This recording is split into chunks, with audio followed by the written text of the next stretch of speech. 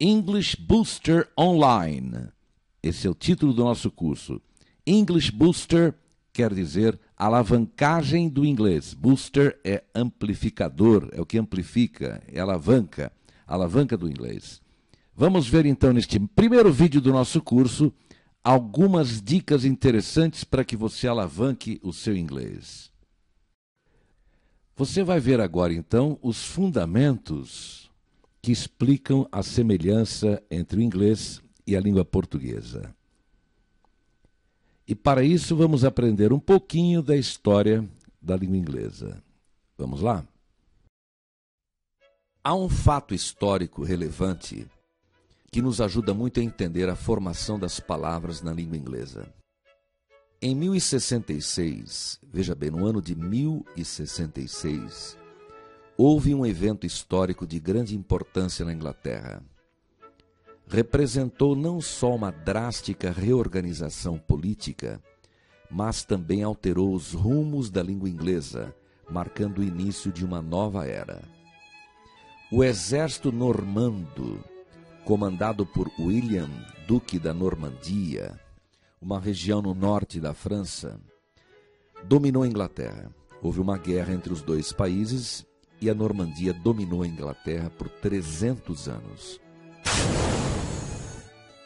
Durante todo esse tempo, a língua usada pela aristocracia na Inglaterra foi o francês. Falar francês tornou-se então condição para aqueles de origem saxônica, os ingleses, em busca de ascensão social, tornou-se condição sine qua non para se ter um lugar de destaque na sociedade inglesa. A aristocracia inglesa, então, agora falava francês. E falou francês por 300 anos. Por essa razão, 60% das palavras inglesas são de origem latina. Isto quer dizer, parecidas com português. Metade desse total, ou 30% das palavras inglesas, são francesas. Por exemplo, a palavra casamento, que em francês é mariage, em inglês é a mesma palavra marriage. São as palavras grandes na língua inglesa, porque as palavras saxônicas em geral são pequenininhas, de uma sílaba só, como por exemplo guerra, war, tempestade, storm, em geral palavras de uma sílaba só. Quando você encontrar uma palavra grande na língua inglesa, em geral é latina, é parecida com português. Mas é interessante que houve uma alteração fonética. Se você vai para a França, você sabe que o francês acentua as palavras normalmente na última sílaba. Eles falam, por exemplo, chocolat, Paris, é tudo na última sílaba. Na língua portuguesa, no italiano e no espanhol, nós acentuamos normalmente a penúltima sílaba. A maioria das nossas palavras grandes tem acentuação tônica na penúltima sílaba. É o caso, por exemplo, de adequado. Em inglês, a acentuação tônica normalmente é na primeira sílaba. Adequate. Adequado em inglês é adequate, na primeira sílaba. Então veja que interessante. Na Itália, na Espanha, no Brasil, né, normalmente acentuamos as palavras na penúltima sílaba. Na França, é na última sílaba. E na Inglaterra, é na primeira sílaba. Não é interessante? Veja a palavra monitor, por exemplo, que se escreve igualzinho em inglês, mas eles pronunciam monitor. A palavra motor, eles falam motor. Então lembre-se, 60% das palavras inglesas são de origem latina e normalmente são acentuadas na primeira sílaba. E são as que nós temos mais dificuldade para entender quando ouvimos o inglês falado. Agora vamos ver algumas palavras latinas, aquelas que são grandes, lembra? E que normalmente têm acentuação tônica na primeira sílaba. Veja a primeira. Product. Acentuação forte na primeira, pro. E a letra U tem som de A. Vamos repetir? Product. Ouça novamente e repita.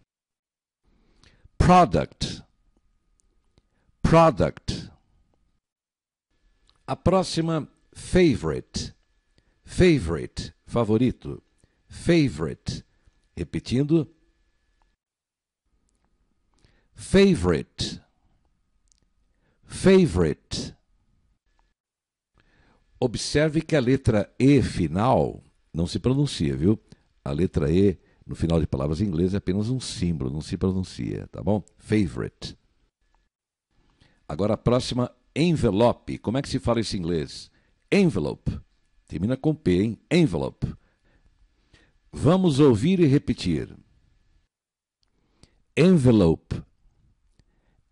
Envelope. História.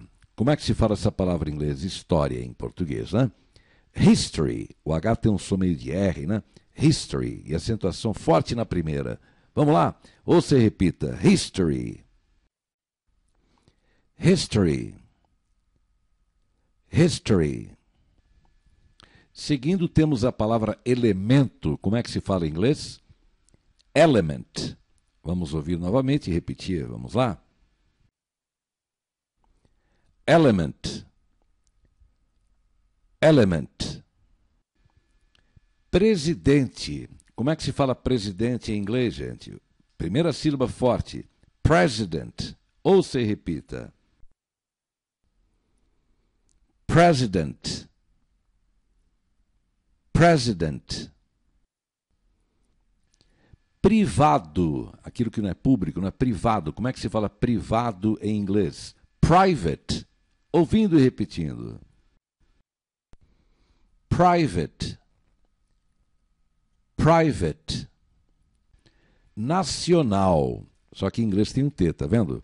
A pronúncia national, como se fosse um X no lugar do T, né? National.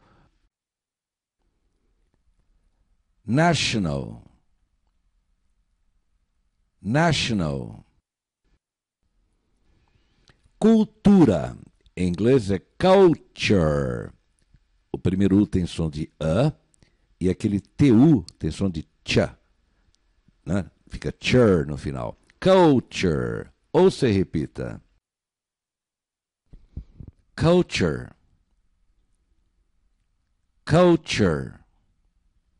Regular. Se escreve igualzinho a português, mas a pronúncia em inglês é na primeira sílaba. Regular. E esse R tem um som de R, né? Regular. Vamos ouvir e repetir? Regular. Regular. Normal. Em português é igualzinho, né? Mas como é que se fala isso em inglês? Normal. Primeira sílaba, porque é latina. Ou se repita. Normal. Normal. E finalmente a palavra popular, que em inglês é igualzinha a português, tá vendo? Mas em inglês se pronuncia popular. Vamos ouvir e repetir. Popular, acentuação na primeira sílaba. Popular. Popular. Você viu que esse U aí tem um som meio de U, né? Popular. Bom, então chegamos à conclusão de que as palavras latinas em inglês normalmente são grandes, não são muito pequenininhas, né? E a acentuação tônica normalmente é na primeira sílaba, na maioria delas, tá bom? Essa é uma grande dica.